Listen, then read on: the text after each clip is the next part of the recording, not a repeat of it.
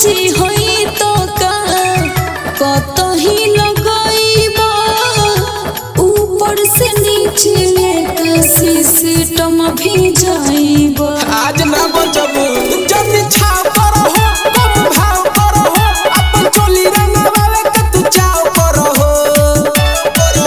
जनता ने ओही खाती घुड़िया आइल बा जनता ने ओही खाती घुड़िया आइल बा।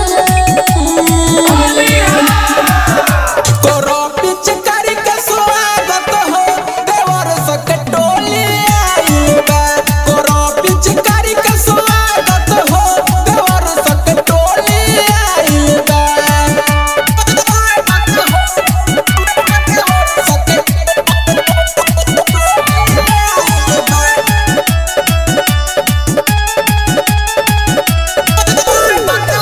ढेर जन लगई हो ना तो होई इन्फेक्शन मर चले खलहरे लागी करिया बड़ी एक्शन। तू तो ठीक बारू हो बड़ी मीठ बारू हो तू तो तोरा के कुनाल खाती फिट बारू हो।